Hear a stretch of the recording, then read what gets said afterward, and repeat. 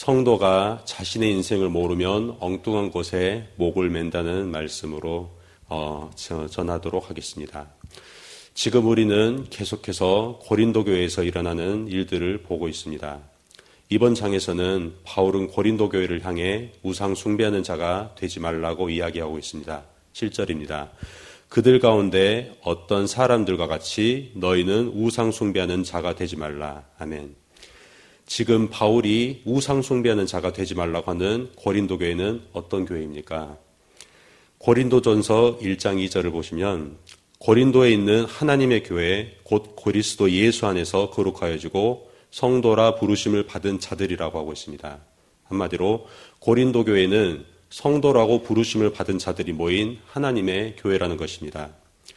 예수 그리스도 안에서 거룩하여지고 예수 그리스도를 주라고 부르며 고백하는 자들이 모인 하나님의 교회라는 것입니다.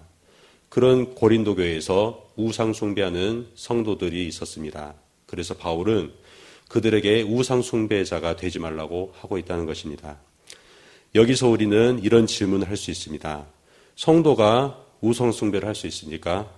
왜 우상 숭배를 하고 어떤 이유로 우상 숭배를 하는 것입니까? 오늘 본문 1절에서는 성도들도 우상 숭배자가 될 수 있다는 것을 말씀하십니다. 제가 읽겠습니다. 형제들아, 나는 너희가 알지 못하기를 원하지 아니하노니 우리 조상들이 다 구름 아래 있고 바다 가운데로 지나며 모세에게 속하여 다 구름과 바다에서 세리를 받고 다 같은 신령한 음식을 먹으며 다 같은 신령한 음료를 마셨으니 이는 그들을 따르는 신령한 반석으로부터 마셨음에 그 반석은 곧 그리스도시라. 그러나 그들의 다수를 하나님이 기뻐하지 아니하셨으므로 그들이 광야에서 멸망을 받았느니라. 하나님께서 택한 백성들인 이스라엘 민족은 하나님의 크신 은혜로 구원을 받고 어떤 민족도 경험하지 못한 경이로운 하나님을 경험합니다.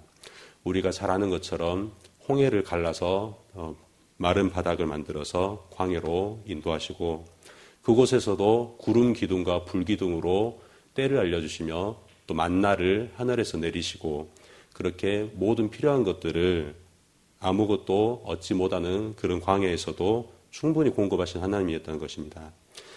그들에게 하나님에 대해 알려주기 위해서 아까 말씀드렸던 그 많은 놀라운 경험들을 했음에도 불구하고 그들은 하나님의 백성으로서의 신분과 지위를 망각해버립니다.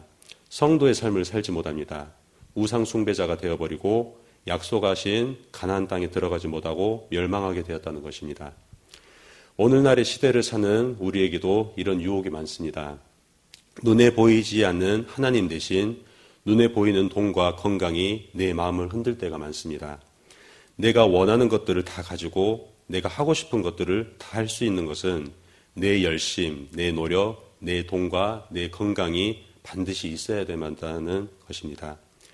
그것들을 하나님보다 우선해서 마음에 두는 것이 바로 우상숭배라고 하는 것입니다. 그렇다면 왜 성도가 하나님을 경험하고도 이런 우상숭배자가 되는 것입니까? 로마서 6장 14절입니다. 죄가 너희를 주장하지 못하리니 이는 너희가 법 아래 있지 아니하고 은혜 아래 있음이라. 구원받았다는 것은 이제 법 아래 있는 인생, 인과의 의뢰 아래 있던 인생에서 은혜 아래 있는 인생으로 바뀐 것을 말합니다. 그러나 구원받은 성도들이 구원받은 자신의 신분과 지위를 받아들이지 못하고 여전히 법 아래 있는 인생을 살게 되면 우상숭배라는 죄를 짓게 된다는 것입니다. 한마디로 말씀드리면 법 아래 인생은 원인과 결과라는 법칙이 만들어낸 인생입니다. 조금 전에 말씀드렸던 것처럼 내가 이 세상을 잘 살기 위해서는 눈에 보이지 않는 하나님의 은혜가 아니라 내가 가지고 있는 돈과 건강, 노력과 열심이 반드시 원인이 되어야만 그에 합당한 결과를 만들어낼 수 있다는 것입니다. 그렇지 않다면 나는 실패한 인생이라는 것이죠. 예수 믿기 전에 우리 삶은 바로 그런 종의 삶이었습니다. 인과율의 메인 삶이었고 애굽에서 종살이를 하던 이스라엘 백성들과 같았습니다. 그런 그들이 애굽에서 벗어나 자유인이 되었을 때 바로 그 하나님께서 주신 자유를 선택권으로 이해했다는 것입니다. 내가 노예였을 때는 나에게는 선택에 대한 이유도 의미도 없었고 그렇게 할 수 있는 조건도 안 됐습니다. 하지만 내가 자유인이 되고 나서 그 자유를 하나님이 내게 주신 그 사명과 말씀에 따라서 사는 것이 아니라 내 눈에 보이던 내가 놓여있을 때 택하지 못했던 그 많은 조건들을 이제 내가 취사 선택을 할 수 있게 됐다는 것입니다. 그래서 그들은 자유권을 선택권으로 이렇게 사용했다는 것입니다. 자유인의 삶을 살아갈 때 찾게 된 자유를 인과율의 법칙으로 받아들이면서 살아가는 것입니다. 그리스도인은 법 아래 있지 않고 은혜 아래 있어야 하는 것입니다. 로마서 6장 14절 죄가 너희를 주장하지 못하리니 이는 너희가 법 아래 있지 아니하고 은혜 아래에 있음이라. 아멘. 우리가 은혜 아래에 있지 아니하면 우리의 자유권을 선택권으로 그려가지고 우리가 노예로 살아가는 그런 일들이 있다는 것입니다. 하지만 우리는 이미 하나님께서 구원하신 백성이고 우리는 자유인이라는 것입니다. 그 자유를 우리는 하나님께서 주신 은혜로 살아감으로 알 수 있습니다. 인과율의 법칙에서 벗어나 은혜의 지배를 받는 인생을 산다는 것입니다. 우리가 흔히 아는 그런 상식으로는 인과율의 법칙에 매여 있던 우리 자신이 잘 살기 위해서는 남보다 근면성실해야 되고 일찍 일어나서 많은 것들을 준비하고 시작해야만 그날 하루 저녁에 우리가 만족한 마음으로 잠자리에 들 수 있다고 생각합니다. 하지만 우리가 마태복음 20장에 보면 예수님이 천국을 비유로 하신 말씀이 있습니다. 마태복음 20장 1절 말씀입니다. 천국은 마치 품꾼을 얻어 포도원에 들여보내려고 이른 아침에 나간 집 주인과 같으니. 아멘. 천국은 하나님의 지배를 받는 나라입니다. 그래서 우리 사람의 생각으로의 그 인과율의 법칙에 매이지 않고 하나님의 은혜를 경험할 수 있는 그곳이라는 것입니다. 이른 아침 일찍 집에서 나와 포도원으로 간 주인이 품꾼을 얻어 그 포도원을 경영하기 위해서 일꾼들을 이렇게 모으게 됐습니다. 그래서 아침 6시에, 9시에, 12시에, 그리고 오후 3시에, 또 마지막으로 오후 5시에 품꾼들을 구하여 포도원에서 일을 시킵니다. 하루 일과가 그렇게 지나 6시가 되어 포도원 주인은 그렇게 품삯을 주었습니다. 6시에 오신, 9시에 오신, 12시, 3시, 그리고 5시에 온 그 품꾼들에게 품삯을 주었다는 것이죠. 그런데 우리 상식으로는 일찍 온 사람에게 더 많이 주고 늦게 온 사람에게는 조금만 줘야 돼야 맞는 것 같습니다. 왜냐하면 시급이라는 것이 있기 때문입니다. 하지만 하나님께서는 포도원 주인 대신 하나님께서는 우리와 같은 연약한 자들에게도 오후 5시에 올 만큼 자신의 인생과 또 자신의 삶을 경영하기 어려운 사람들에게도 일찍 온 사람들과 같이 똑같은 하루 품삯을 주었다는 것입니다. 바로 하나님의 뜻대로 대하시는 우리들의 인생이라는 것입니다. 고린도전서 1장 1절입니다. 하나님의 뜻을 따라 그리스도 예수의 사도로 부르심을 받은 바울. 바울은 하나님의 뜻을 따라 사도로 부르심을 받았습니다.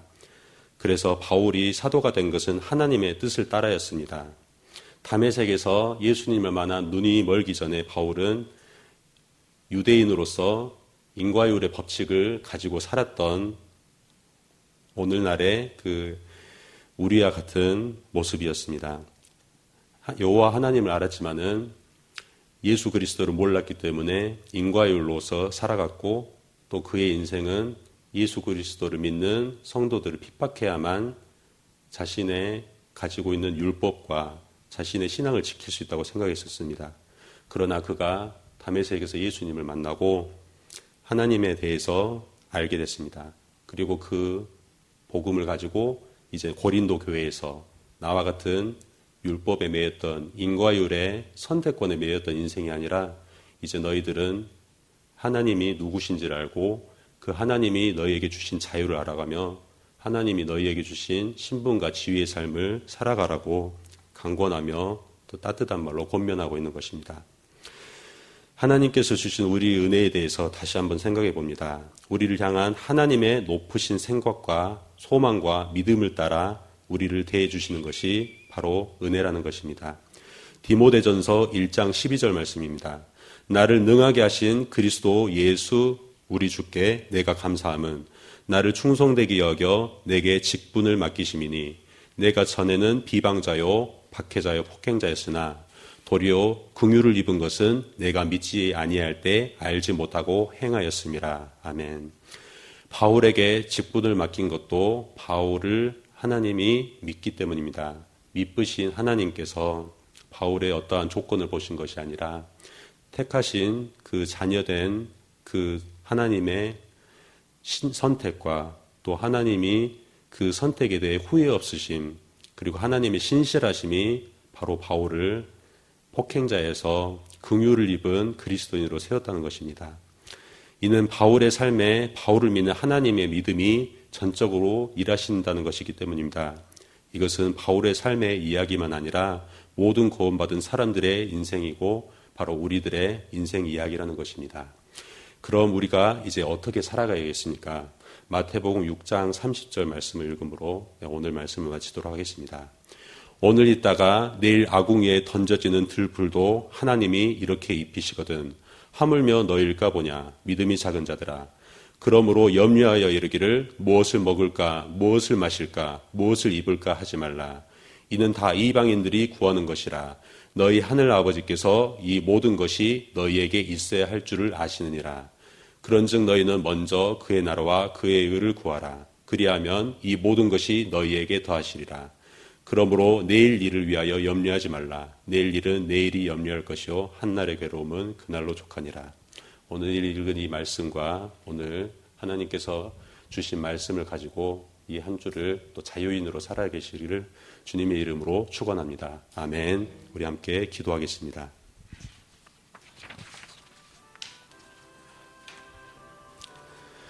오늘 새벽에 주신 말씀을 묵상하면서 함께 기도하시겠습니다. 주님, 우리가 인과율의 법칙에 매여서 그렇게 하루를 살아가고 또 내일을 염려합니다. 우리가 자유인의 신분을 살아가기에는 우리의 모든 상황과 환경들이 애굽의 그 강성한 군대와 같고 광야의 그 상마강과 같으며 도저히 건너갈 수 없는 홍해와 같이 험한 풍파가 우리의 삶에 있사오나 그런 연약한 우리를 하나님께서는 자녀 삼아 주시고 그 믿으신 하나님의 그 믿음으로 우리를 인도하고 계심을 우리가 알게 하여 주시옵소서. 주신 말씀을 계속해서 묵상하면서 이 하루를, 이 한 주를 계속해서 살아내는 그리스도인들 되게 하여 주시옵소서. 유치부를 위해서 기도합니다. 유치부 아이들과 섬기는 교사 순장들을 위해서 유치부 한 명 한 명을 위해 기도합니다. 인생의 이른 시기에 예수님을 알고 삶의 근원과 목적이 하나님께 있음을 알게 하옵소서. 제천마을을 위해서 기도합니다. 마을장, 순장, 순원들을 위해서 기도합니다. 담임 목사님의 가정과 건강과 성령 충만을 위해서 기도합니다. 성령님의 음성에 민감하여 항상 주님과 동행하는 삶을 살아가도록 하여 주시옵소서. 대통령과 나라와 민족을 위해서 기도합니다. 해외 선교하시는 임순택 선교사, 튀르키예에서 선교하고 계십니다. 하나님의 말씀이 복음을 굳게 붙들고 선교사에게 임하시는 임순택 선교사님이 그 나라의 많은 민족들을 예수님을 믿는데 힘쓸 수 있는 그 귀한 시간들이 되게 하여 주옵소서. 농어촌 선교 및 도시개척 김문신 목사 화순수립교회를 위해 또 기도합니다. 광신대학교를 위해서 기도합니다. 교회들이 광신들을 위해 기도하며 후원하도록 다 함께 기도하시겠습니다. 사랑이 많으신 하나님 아버지 감사합니다. 우리의 기도 제목으로 하나님께서 어떤 인생을 만들어 나가실지를 구합니다. 우리가 자유인의 삶을 살아갈 수 있다는 그 믿음을 우리에게 허락하여 주옵소서. 자유인이